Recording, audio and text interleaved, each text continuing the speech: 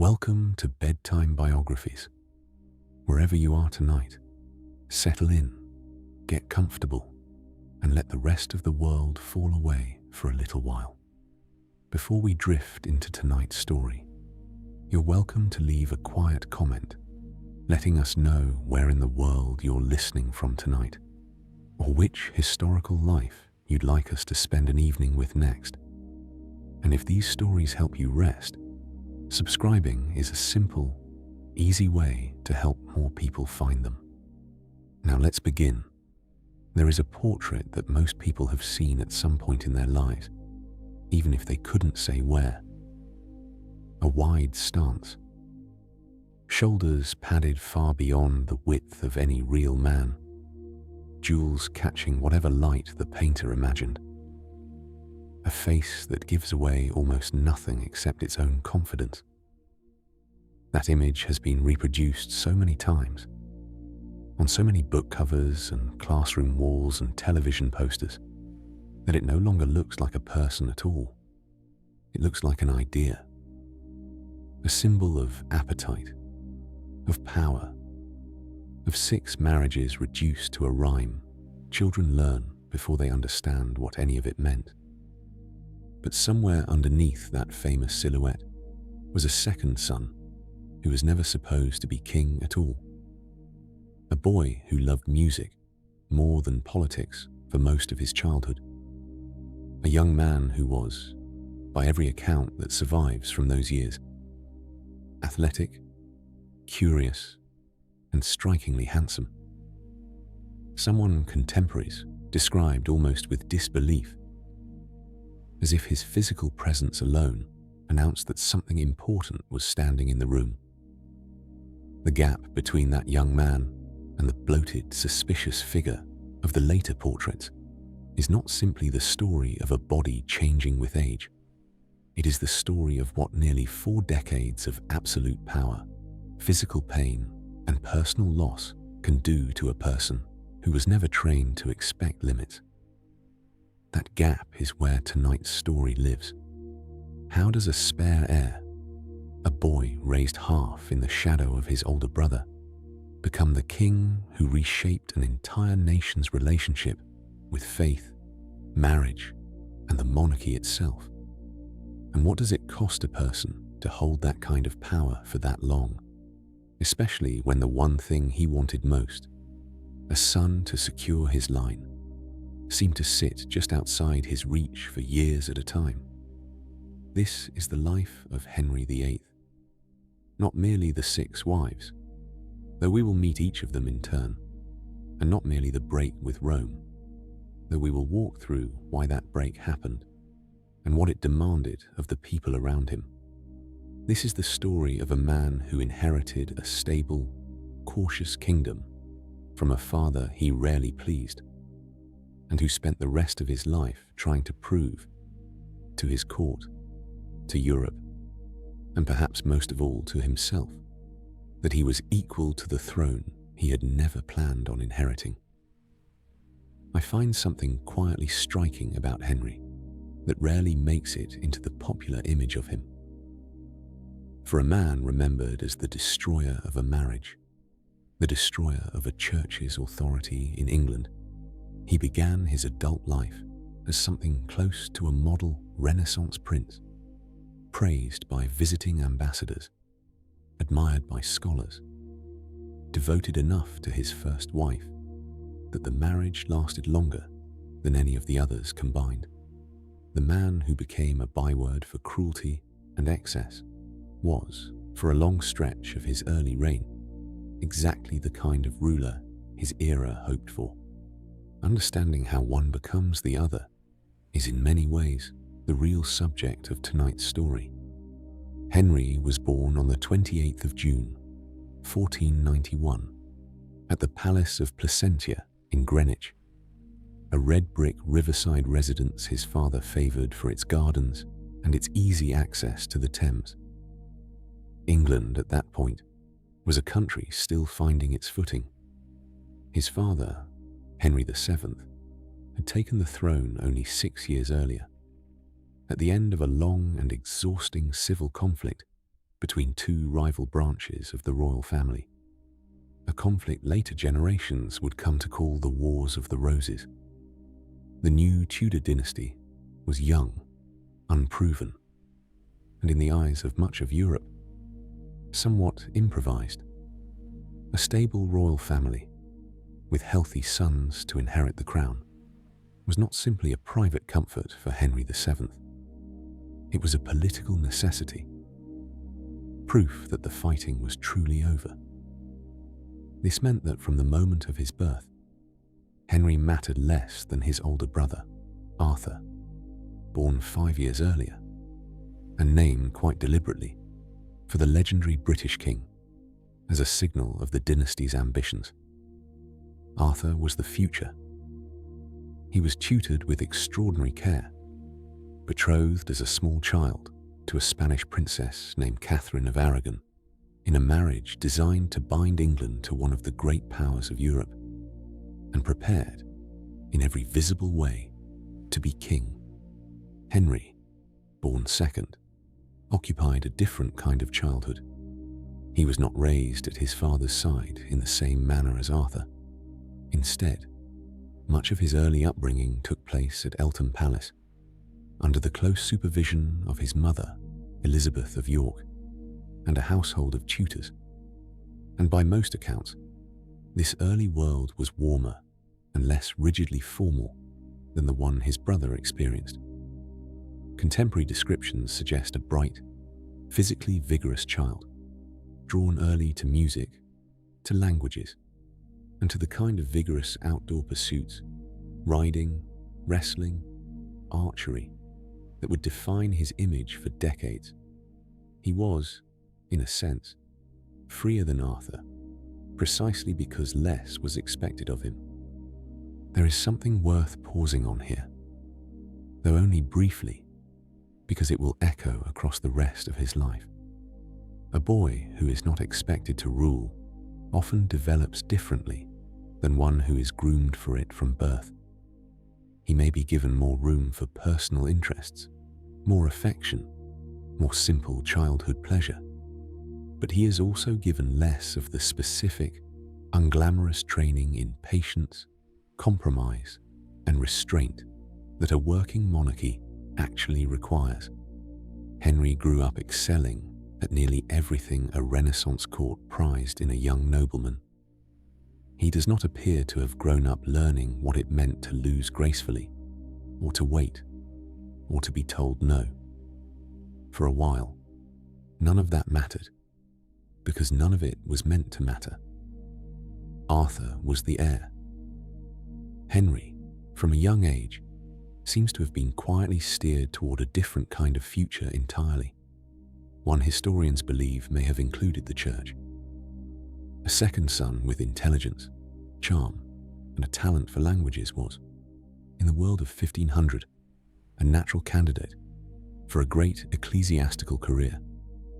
Perhaps even, in the grandest imaginings of the time, the papacy itself.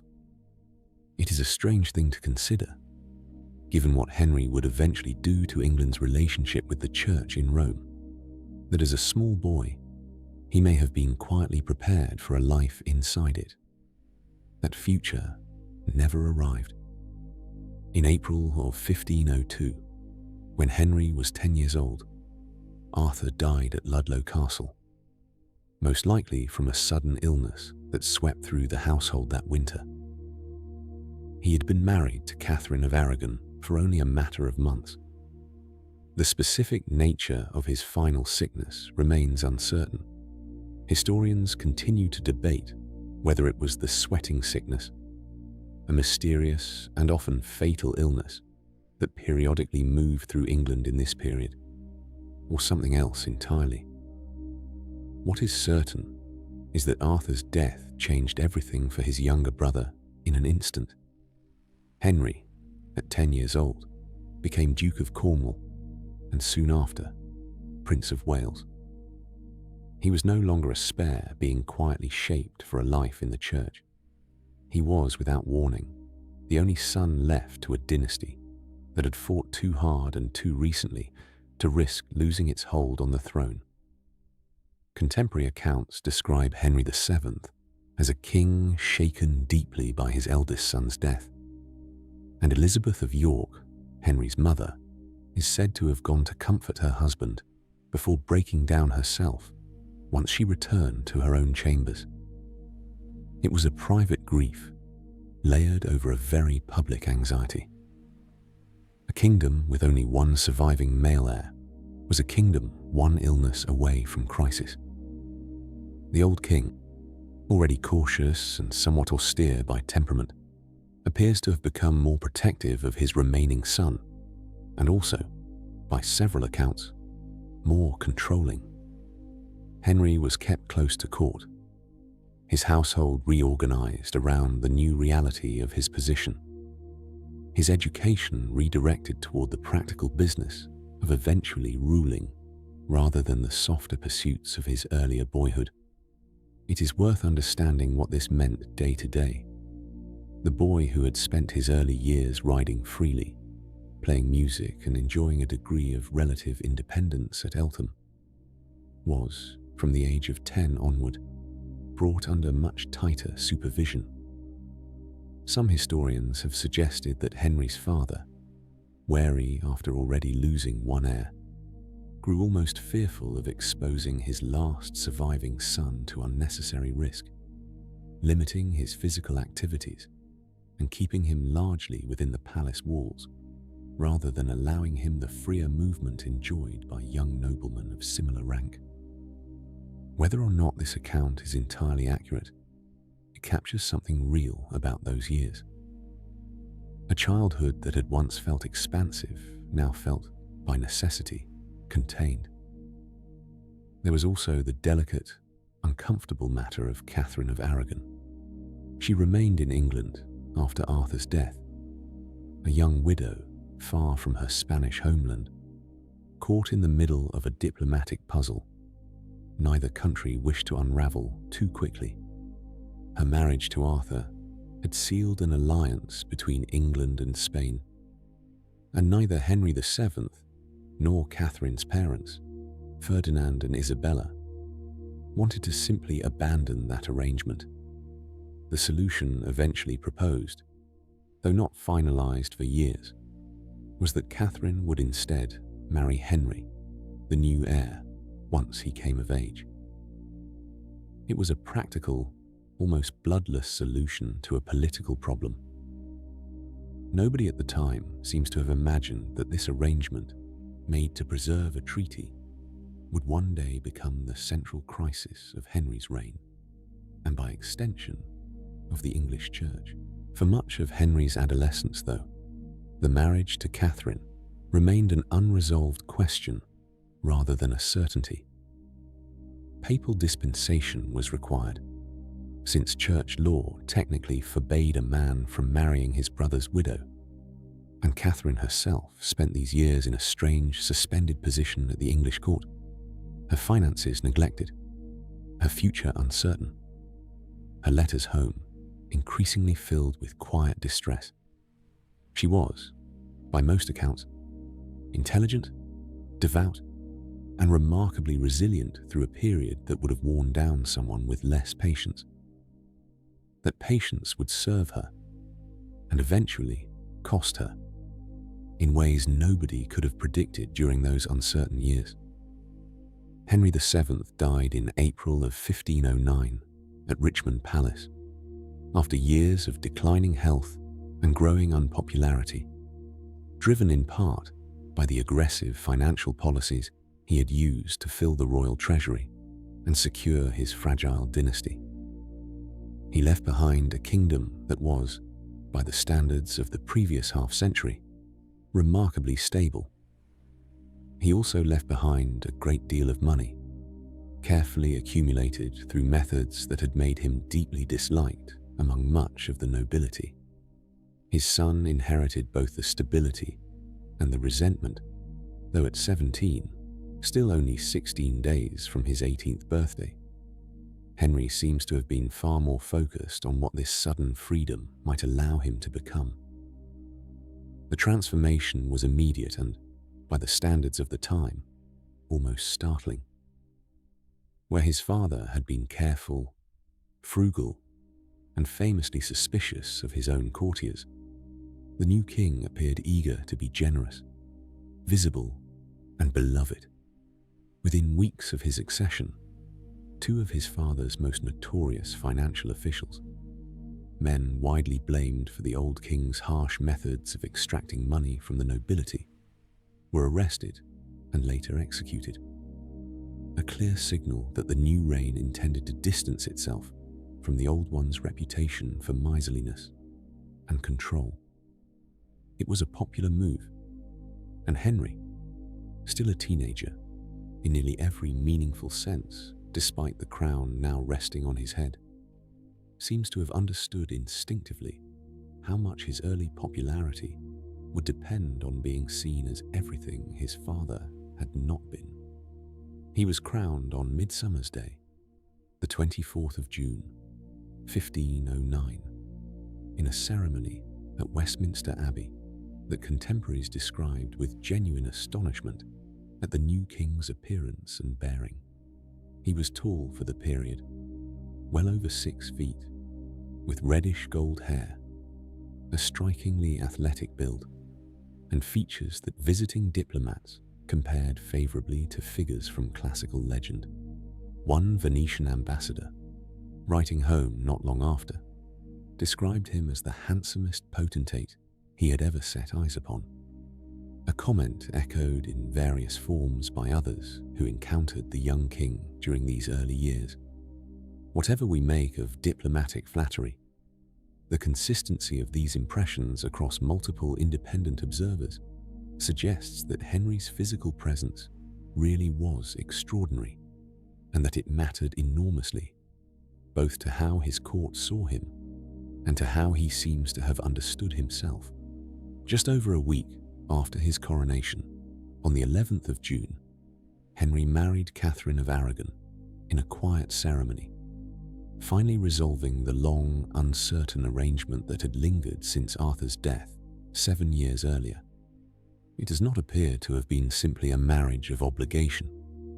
Contemporary evidence suggests genuine affection between them in these early years, a warmth that would be almost unrecognizable to anyone who only knows the bitter, protracted end of their marriage 2 decades later. Catherine was several years older than Henry, educated, devout, and by most accounts possessed of a quiet dignity that balanced her new husband's exuberance. For a time, they seem to have been well matched. What followed was a period historians sometimes describe as the golden years of Henry's reign, though that phrase risks flattening something more complicated. These were years of tournaments, elaborate court entertainment, and genuine cultural ambition. Henry surrounded himself with musicians, scholars, and companions closer to his own age, a marked departure from his father's more austere court. He composed music himself, some of which survives today, and was known for his skill at cards, tennis, and above all, the joust, an activity he pursued with a passion, bordering on obsession throughout his 20s and 30s.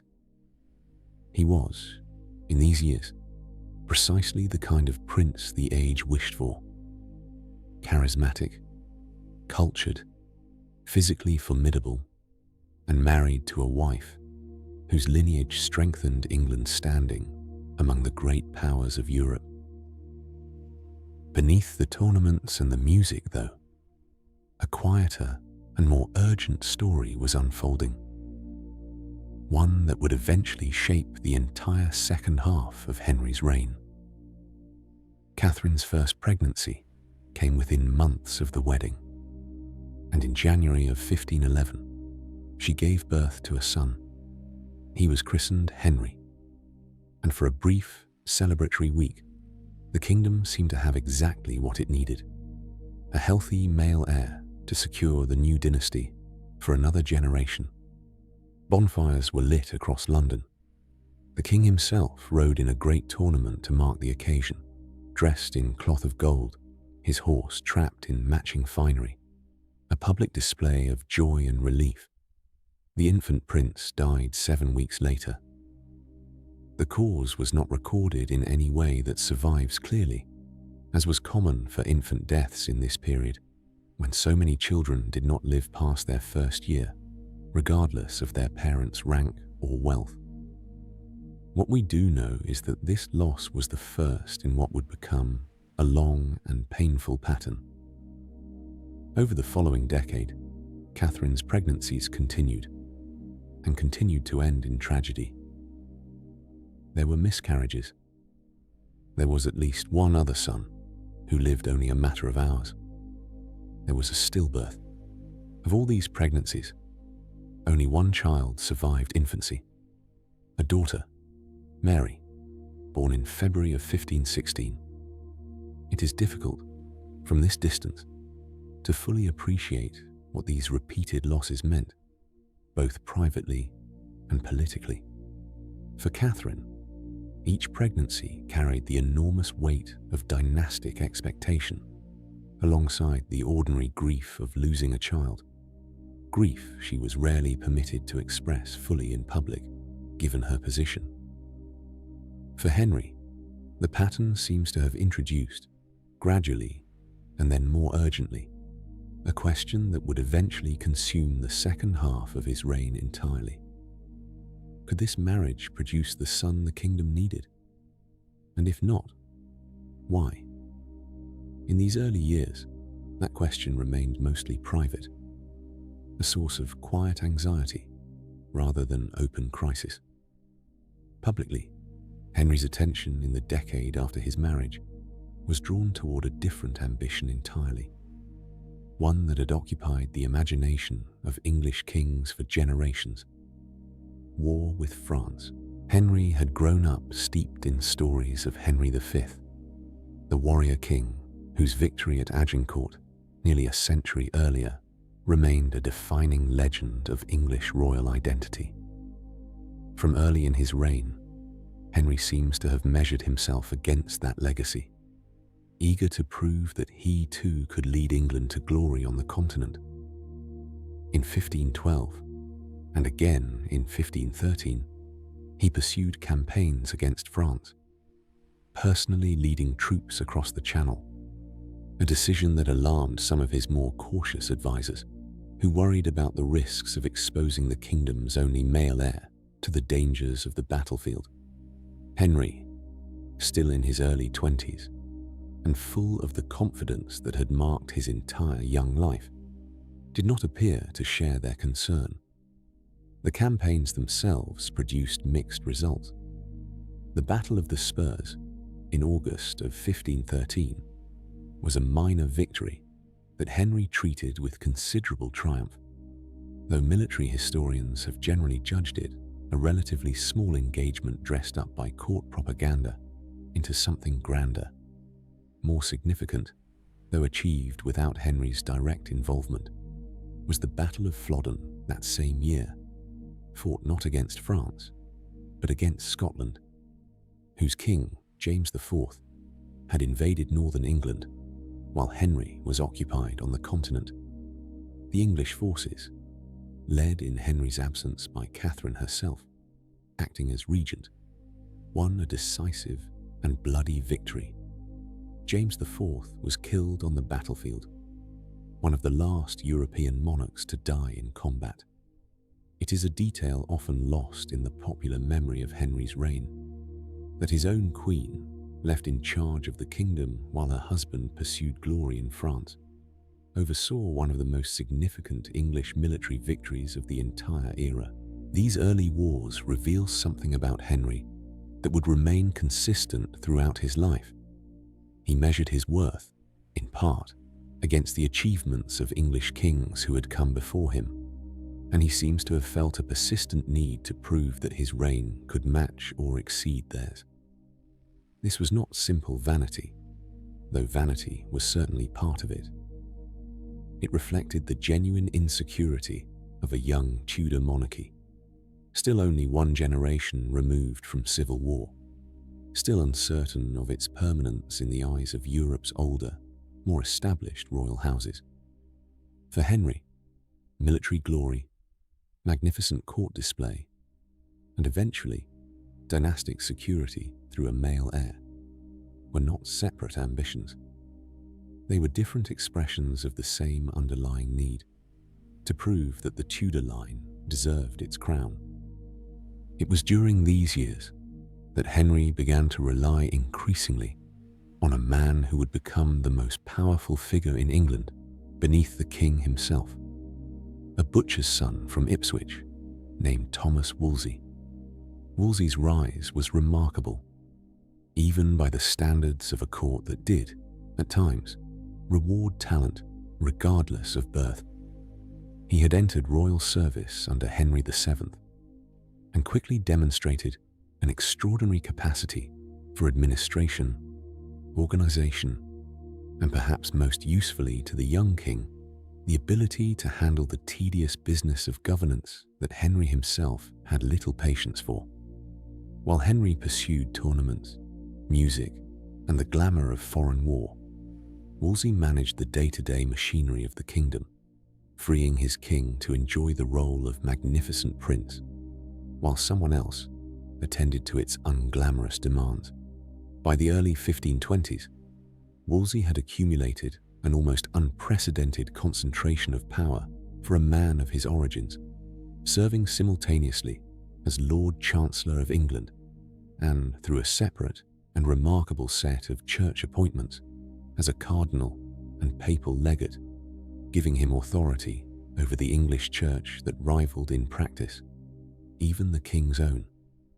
He built palaces that rivaled royal residences, most famously Hampton Court, which he would eventually be forced to hand over to Henry as the political tide turned against him. For nearly 2 decades, Wolsey served as the essential intermediary between the king's desires and the practical business of achieving them, a role that made him immensely powerful and, in time, immensely resented by a nobility that had never fully accepted a butcher's son wielding more day-to-day authority than most of them combined. Through the 1520s, as Mary grew into the only surviving proof that Henry and Catherine's marriage could produce a living heir, the question that had haunted the couple privately for over a decade began slowly to move toward the center of English political life. Henry was approaching his mid-30s. Catherine, several years older, was moving beyond the age when further pregnancies seemed likely to succeed. A single daughter, however beloved, was not, in the political thinking of the time, considered a secure foundation for a dynasty that had fought so hard to establish itself.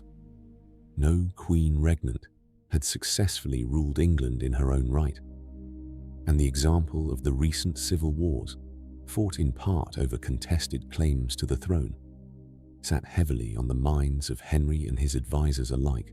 It was around this time, in the mid-1520s, that a phrase began to circulate that would define the next decade of English history: the king's great matter. This was the delicate, deliberately vague term used at court to describe Henry's growing conviction that his marriage to Catherine was, in some fundamental sense, cursed, and that this curse explained the string of losses that had denied him a living son.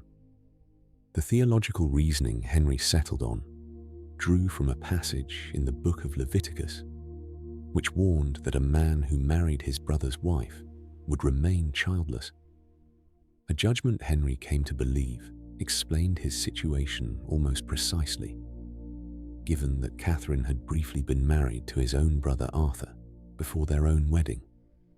Whether Henry arrived at this interpretation through genuine religious conviction, convenient self-justification, or some blend of both that even he could not have fully untangled, is a question historians continue to debate. What is clear is that by the late 1520s, he had convinced himself, with the total certainty that seems to have characterized so many of his beliefs once formed, that his marriage had never been valid in the eyes of God, and that only its dissolution could set things right. This conviction did not emerge in isolation. By this point, Henry had become deeply infatuated with a young woman at court named Anne Boleyn, whose sister Mary had, some years earlier, been one of Henry's mistresses. Anne herself was different from the women who had briefly occupied that role before her.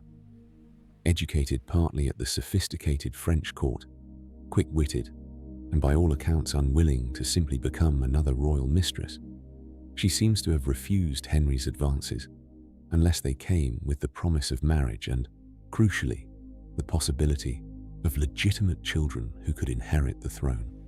Her letters and the accounts of those around her suggest a woman keenly aware of her precarious position, unwilling to repeat what she may have seen as her sister's more disposable role in the king's affections. Henry's letters to Anne from this period, several of which survive, reveal a side of him rarely visible in official records, urgent, sometimes almost pleading, signed with small drawn hearts beside her initials. Whatever else Henry was capable of, and we will see a great deal more of what he was capable of. Before this story ends, the evidence suggests that his pursuit of Anne, at least in these early years, involved something closer to genuine passion than cold calculation. That passion would fuse with his growing theological conviction and his dynastic anxiety into a single, overwhelming determination. His marriage to Catherine had to end, and it had to end in a way that allowed him to marry Anne, and, he hoped, finally secure the son he had wanted for nearly 2 decades. The obstacle was Rome. A marriage sanctioned by papal dispensation could not simply be dissolved by royal will. It required, in the Church's own terms, either an annulment on grounds the Pope would accept, or nothing at all. Wolsey, who had spent 2 decades managing precisely this kind of delicate diplomatic problem, was tasked with securing that annulment, and for several years he pursued it through the conventional channels of ecclesiastical negotiation, appealing to Rome, gathering theological opinions favorable to the king's case, and attempting to persuade Pope Clement VII to rule in Henry's favor. Clement, however, found himself in an almost impossible position. Catherine was the aunt of Charles V, the Holy Roman Emperor, whose armies had, in the spring of 1527, sacked Rome itself and left the Pope effectively a prisoner of imperial forces for a period afterward. Granting an annulment that would publicly humiliate the emperor's aunt was, under these circumstances, close to unthinkable, regardless of the theological merits Henry's advisors presented. Wolsey, for all his skill, was attempting to negotiate a solution to a problem that had become, in practice, unsolvable through ordinary diplomatic means. The years dragged on. Henry's frustration deepened, and Wolsey, who had served as the essential bridge between the king's will and the machinery of church and state for nearly 2 decades, found himself, for the first time, unable to deliver what his king demanded. By 1529, Henry's patience had run out. Wolsey was stripped of his position as Lord Chancellor, and, in a sharp reversal of fortune that must have been almost disorienting for a man who had spent decades near the absolute centre of English power, arrested the following year on charges of treason. He died at Leicester Abbey in November of 1530, on his way south to face trial, sparing himself, according to some accounts, from an execution that seemed almost certain to follow. His last recorded words, reported by the gentleman usher who attended him at his death, expressed regret that he had served his king with greater diligence than he had served God. A line that, whether entirely accurate or shaped somewhat by later retelling, captures something true about the entire arrangement between Henry and the men who served him. Wolsey had given nearly everything to the king's cause, and when he could no longer deliver what Henry wanted, that service counted for very little. With Wolsey gone, Henry turned to a different kind of solution entirely, one that would prove far more consequential than any single annulment could have been. If Rome would not grant what he needed, perhaps Rome's authority over the matter could simply be removed.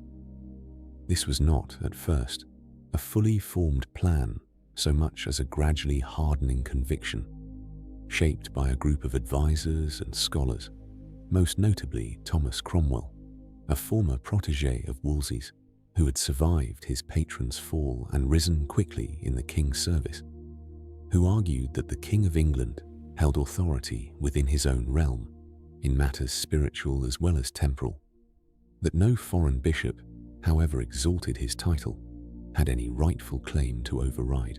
What began as a legal and theological argument to solve one very specific marital problem would, over the following several years, become something far larger: the complete severing of the English Church from the authority of Rome, and the establishment of the king himself as its supreme head. It is worth pausing on how strange this sequence actually is. A deeply personal crisis, one man's desire for a son, and his infatuation with a woman who would not become his mistress, became the engine for one of the most significant religious and political transformations in English history. Henry did not set out as a young king enthusiastic about tournaments and music to become the founder of a new national church. He arrived there gradually, driven by a problem that conventional channels could not resolve, and by a growing conviction, encouraged by the men now closest to him, that his own authority as king need not bend to anyone, including the Pope. The process unfolded across several years through a series of parliamentary acts that gradually, deliberately, dismantled the Church's dependence on Rome. In 1532, the submission of the clergy required English churchmen to acknowledge the king's authority over ecclesiastical law. The following year, the Act in Restraint of Appeals forbade legal appeals to Rome on matters including, quite specifically, the king's marriage, effectively removing the Pope from any role in resolving Henry's great matter at all. And in January of 1533, having waited long enough, Henry married Anne Boleyn in a secret ceremony, even before his marriage to Catherine had been formally declared void by any English authority. Anne was already pregnant.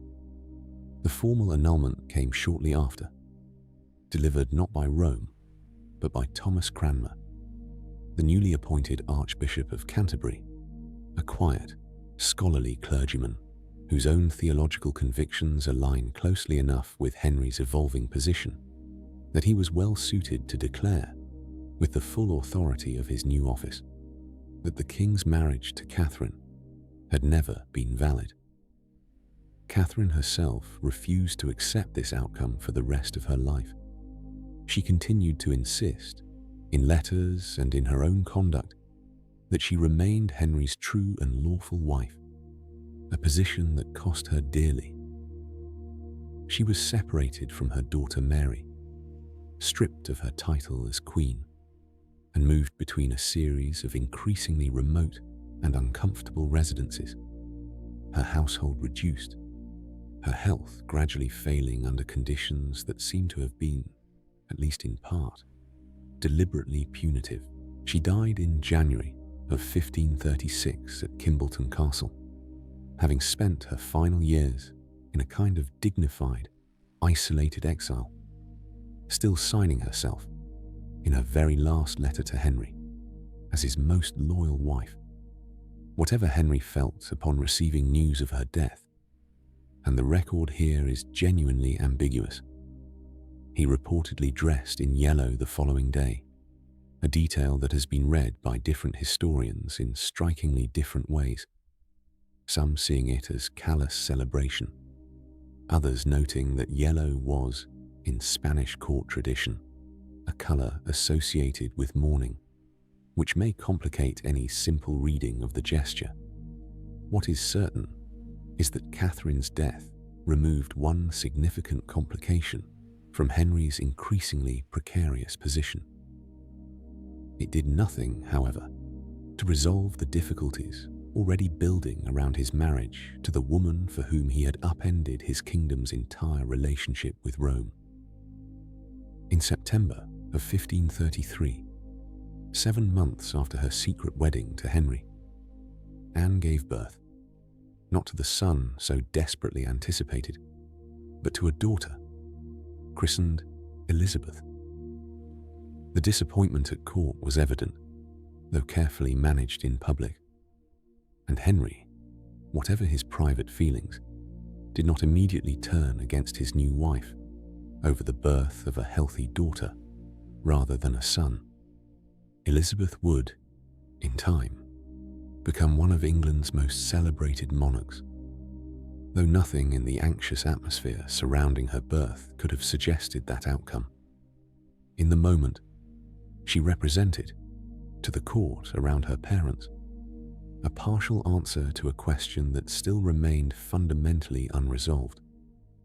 Anne's position at court, never entirely secure despite her new title, grew more precarious over the following years. She miscarried at least twice, including, according to some accounts, a male fetus lost in January of 1536, in the same month that Catherine died, a devastating loss that arrived at what should have been, politically, one of the safer moments of Anne's marriage. Henry, whose earlier passion for Anne appears to have cooled considerably by this point, had already begun paying attention to another woman at court, a quiet, unassuming lady-in-waiting named Jane Seymour, whose very reticence seems to have appealed to Henry after years with the sharper, more assertive Anne. What happened next remains one of the most disputed and disturbing episodes of Henry's entire reign. In the spring of 1536, only months after Catherine's death and Anne's most recent miscarriage, Anne was arrested and charged with adultery involving several men at court, including, in the most shocking of the accusations, her own brother, George Boleyn. The evidence presented at trial was, by the standards even of the time, remarkably thin, built largely on rumour, court gossip, and confessions extracted under circumstances that leave considerable room for doubt about their reliability. Most historians today regard the charges as almost certainly fabricated, or at minimum wildly exaggerated, constructed to provide legal grounds for removing a queen who had failed to produce a son, and whose sharp tongue and political alliances had made her genuine enemies among powerful figures at court, including Thomas Cromwell, who had once helped engineer her rise, and now appears to have played a central role in orchestrating her fall. Anne was executed on the 7th of May, 1536, on Tower Green, by a swordsman brought specially from France. A small mercy Henry apparently arranged, since beheading by sword was considered swifter and less painful than the axe more commonly used in England. Contemporary accounts describe her composure in her final days, and at the scaffold itself as remarkable, her final speech notably restrained, offering no direct accusation against the king, even as she faced death on charges she had consistently denied. 11 days later, Henry married Jane Seymour. It is difficult, from this distance, to fully reconcile the man who had pursued Anne with such evident passion, less than a decade earlier, with the man who now had her executed on charges few historians find credible, and remarried within days of her death. Perhaps the most honest response is not to resolve that contradiction too neatly, but to sit with it. Henry was, by this point in his life, a man who had reshaped his entire kingdom's religious structure to marry a woman he desired, and who had shown, in the process, an increasing willingness to treat the people closest to him as instruments to be discarded once they no longer served his purposes. Anne's fall marks perhaps the clearest early evidence of this pattern, one that would recur in different forms for the rest of Henry's life. Jane Seymour, by every account that survives, presented herself as everything Anne had not been. Quiet, modest, deliberately unassuming, careful never to appear to hold political opinions of her own. Whether this reflected her genuine temperament or a shrewd understanding of exactly what had doomed her predecessor, or perhaps some combination of both, is impossible to know with certainty. What can be said is that her approach seemed for a time to suit Henry perfectly. She asked for little, involved herself minimally in the factional struggles of the court, and focused her attention on the one thing that mattered most to her husband. In October of 1537, Jane gave birth to a son at Hampton Court. He was christened Edward, and the celebrations that followed were, by contemporary accounts, unrestrained. Bells rang across London for hours. Bonfires were lit in the streets. After nearly 3 decades on the throne, and 2 wives set aside or executed in the pursuit of exactly this outcome, Henry finally had what the entire apparatus of his reign, religious, political, and personal, had been oriented towards securing: a living son. The joy was short-lived. Jane developed complications shortly after the birth, likely related to a retained placenta or a subsequent infection, conditions that killed a significant number of women in this period, regardless of their rank. And she died less than 2 weeks later, on the 24th of October. Henry's grief appears, by the standards of his later reactions to loss, to have been genuine and prolonged. He would eventually request, in his own will, to be buried beside her. The only one of his 6 wives granted that honor, a detail that speaks to something real in how he regarded her, whatever the more transactional elements of their marriage had also involved. Henry did not remarry for over 2 years after Jane's death, an unusually long gap given the urgency he had shown in previous years. Part of this delay reflected simple political caution.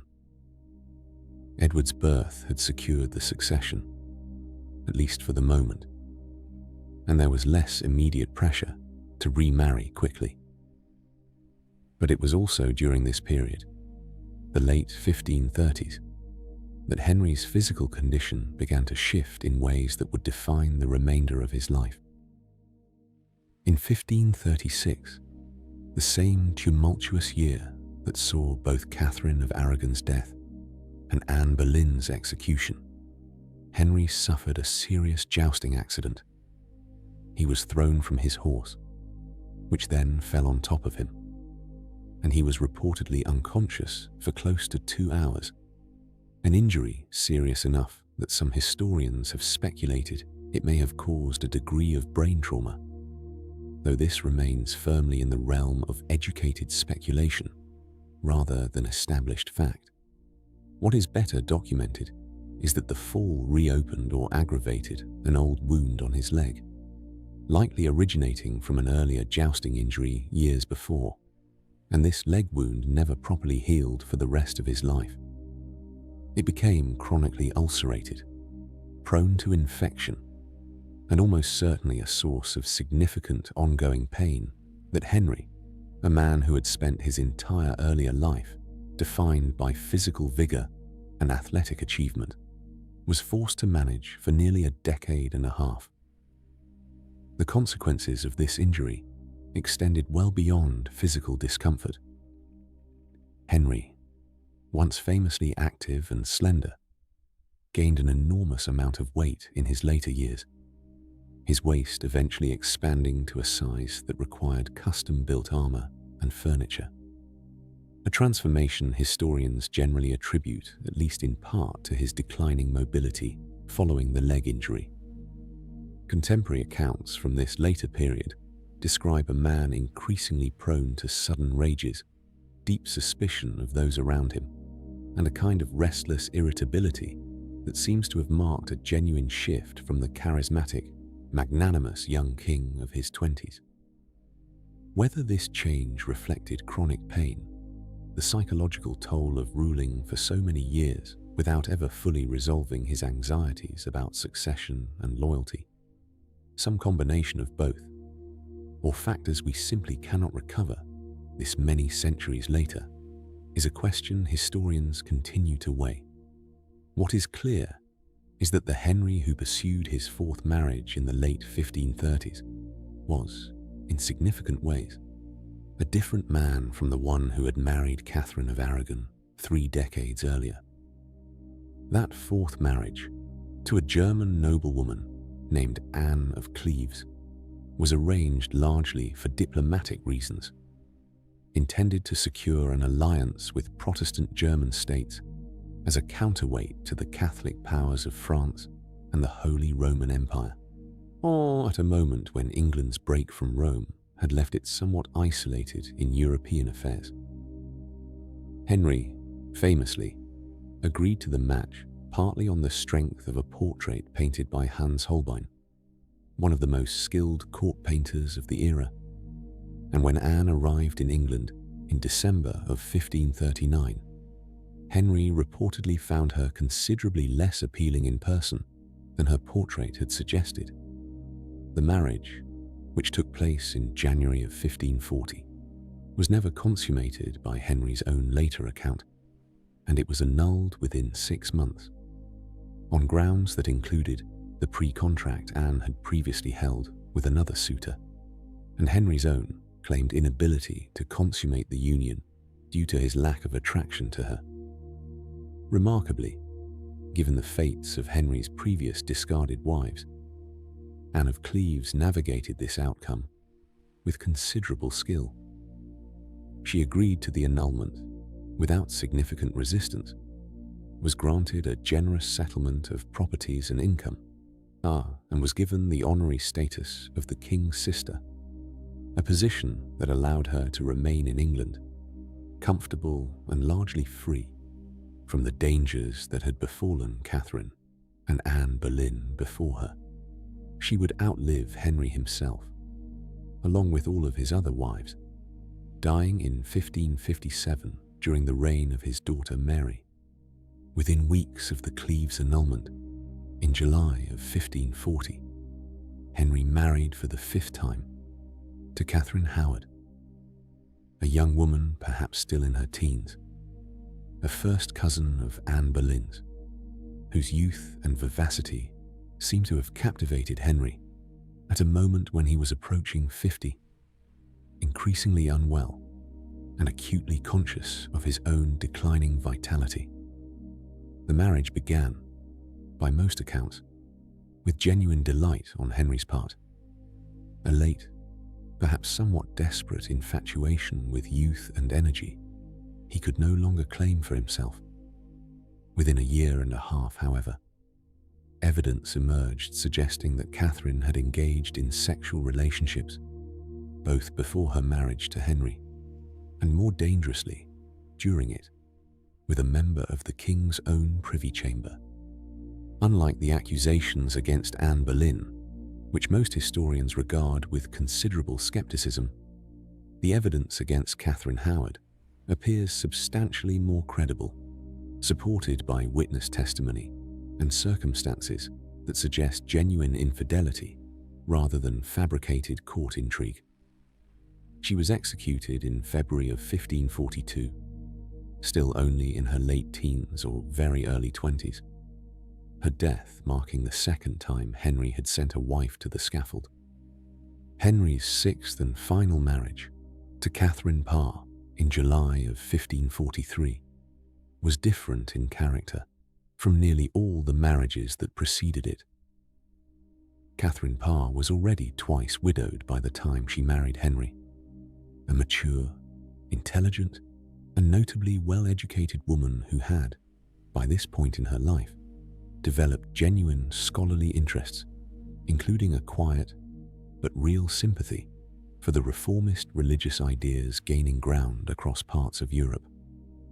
She would later become the first woman to publish an original work in English under her own name, a devotional text reflecting the evangelical convictions she held with evident sincerity.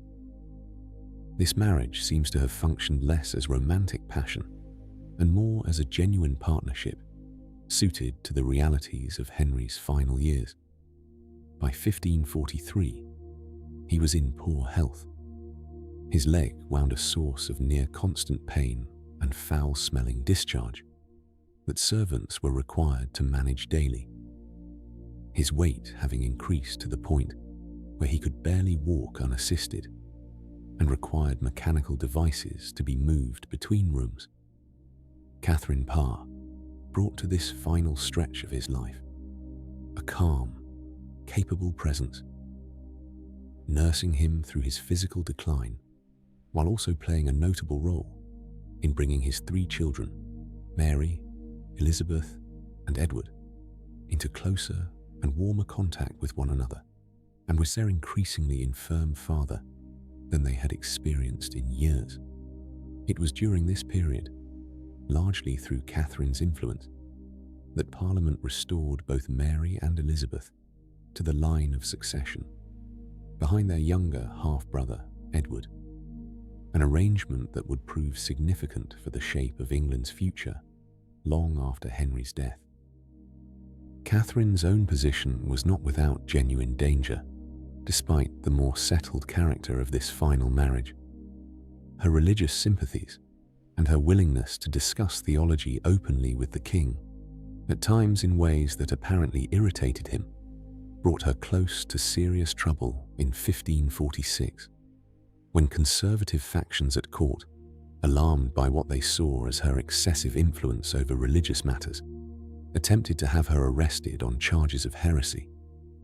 According to accounts from the period, Catherine learned of the plot in time to reconcile with Henry through careful, deferential conversation, convincing him that she had only ever sought to distract him from the pain of his illness. Through discussion, never to instruct or challenge him. The arrest warrant, already drawn up, was set aside.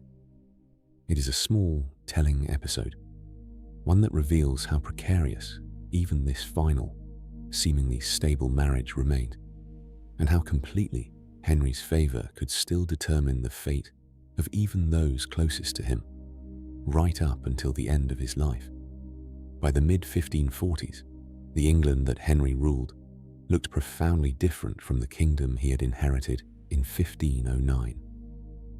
The break from Rome had triggered the dissolution of England's monasteries, a sweeping campaign carried out largely under Thomas Cromwell's direction between 1536 and 1541, which closed hundreds of religious houses across the country, redistributed their considerable landholdings, largely into the hands of the crown, and, subsequently, the nobility and gentry who purchased or received them, and permanently altered the religious and economic landscape of English life.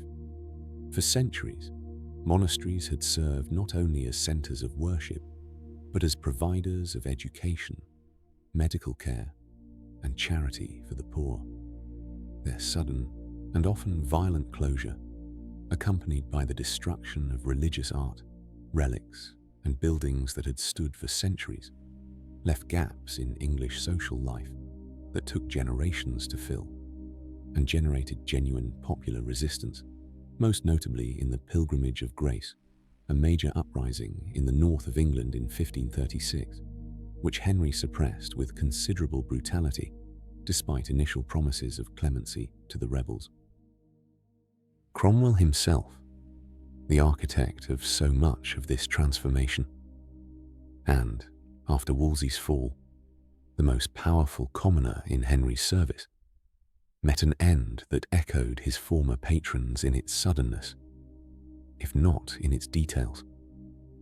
Having orchestrated the disastrous match with Anne of Cleves, a marriage Henry came to resent intensely, Cromwell found himself without sufficient protection when conservative factions at court moved against him.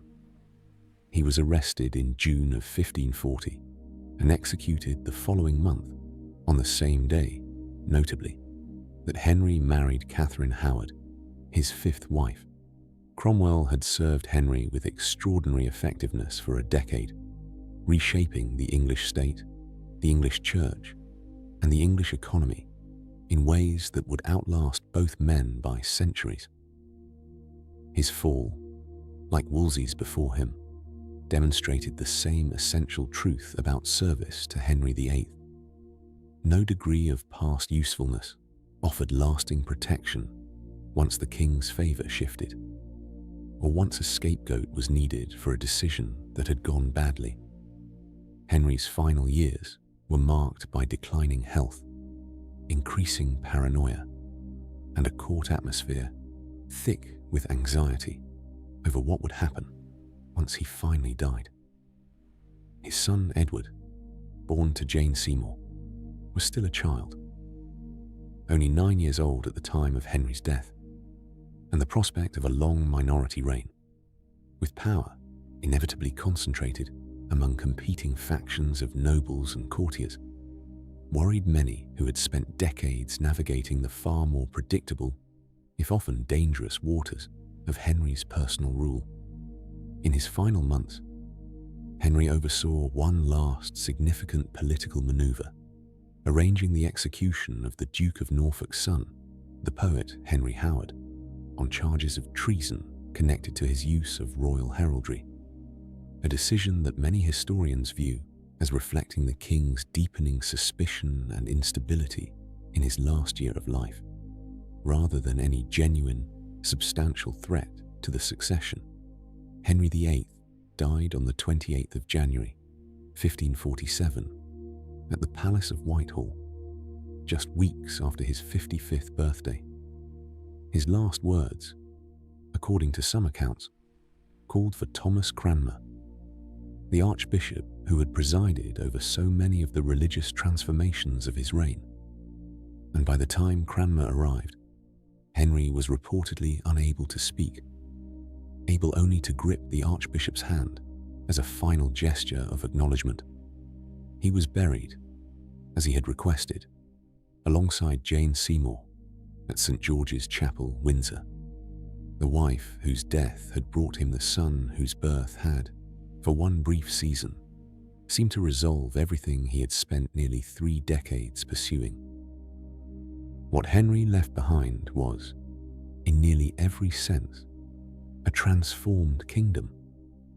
The England of 1547 bore little resemblance to the England he had inherited from his father.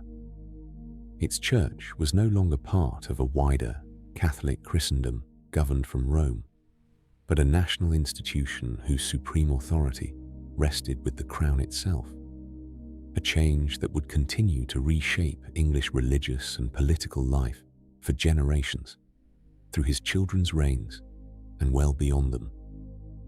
Its monasteries, once central to the rhythms of English social and spiritual life, had been dissolved, their wealth redistributed in ways that permanently altered the balance of landholding among the English nobility and gentry. Its relationship with the great Catholic powers of Europe, France and Spain in particular, had been fundamentally destabilized by decades of shifting alliances, religious rupture, and Henry's own restless, sometimes contradictory foreign ambitions. The 3 children who survived him would each, in turn, occupy the throne, and each would inherit not merely a crown, but a set of unresolved tensions their father had created and never fully settled. Edward, the son whose birth Henry had wanted more than almost anything else in his adult life, became king at 9 years old, and died at just 15. His brief reign dominated by regents and marked by an intensification of Protestant reform, beyond anything his father had personally embraced. Mary, Catherine of Aragon's daughter, succeeded her younger half-brother and attempted, with considerable determination and eventual bloodshed, to reverse England's break from Rome and restore Catholic authority, a project that earned her the posthumous name history remembers her by, and that failed in the end to outlast her own 5-year reign. And Elizabeth, Anne Boleyn's daughter, the child whose birth had once represented disappointment rather than triumph, would go on to rule for 45 years, longer than either of her siblings, steering England toward a Protestant religious settlement that would prove far more durable than anything her father, her brother, or her sister had managed to establish, and presiding over a period many historians regard as a genuine golden age of English culture, exploration, and national identity. There is something quietly striking in the fact that Elizabeth, whose birth Henry had greeted with such open disappointment at the absence of a son, would ultimately become the child whose reign most successfully carried forward and stabilized what her father had begun, while Edward, the long-awaited son, died too young to leave any lasting mark of his own beyond the regents who governed in his name. The popular image of Henry VIII that has survived into the present day, the image of the portrait we began with tonight, tends to compress this enormous, contradictory life into a much smaller and simpler story. 6 wives, remembered by generations of English schoolchildren, through the rhyme divorced, beheaded, died, divorced, beheaded, survived. A church broken from Rome to satisfy one man's marital difficulties. A king who grew fat, cruel, and paranoid in his final years, executing those who had served him most faithfully once their usefulness had passed. Each of these details is, in its own way, true, but they do not, on their own, explain the young man visiting ambassadors, once described as the handsomest prince in Christendom, gifted in music, generous with his early courtiers, married for nearly 2 decades to a wife he seems to have genuinely loved before political and personal pressures eroded that affection into something harder and more suspicious. They do not explain the genuine grief that appears to have followed Jane Seymour's death, or the quieter, more companionate partnership he found, late in life, with Catherine Parr. They do not fully capture the particular anxiety of a second son, never raised to expect the crown, who spent his entire reign trying to prove that the fragile new dynasty his father had won through civil war deserved to endure, and who came to believe, with a conviction that grew only more absolute as the years passed, that his own will and the survival of his line were essentially the same thing. Henry VIII was not a simple tyrant, nor was he a simple victim of circumstance, injury, and the impossible pressures of his position. He was, across 55 years of life, and nearly 38 years on the throne, both the confident young king who charmed his court with music and jousting, and the suspicious, physically suffering older man who sent 2 wives to the scaffold and executed the ministers who had served him most effectively once he judged them expendable. The gap between the golden prince of his youth and the bloated, wary figure of his final portrait is not simply the story of a body worn down by age and injury. It is the story of what nearly 4 decades of largely unchecked power, compounded by chronic pain and a genuinely unresolved fear about the survival of his dynasty, gradually did to a man who had never, in his entire life, been meaningfully told no. Perhaps that is the quiet, difficult truth sitting underneath the familiar image most people carry of him. The portrait that has become so recognizable, it barely looks like a person anymore, was once an actual young man, riding out from Greenwich Palace on a summer morning, unaware of everything the crown would eventually ask of him, and everything he would, in turn, ask of the people who loved him. If there is another life you would like to hear told in this quiet way, you are welcome to leave the name below. For now, let the story rest. Sleep well,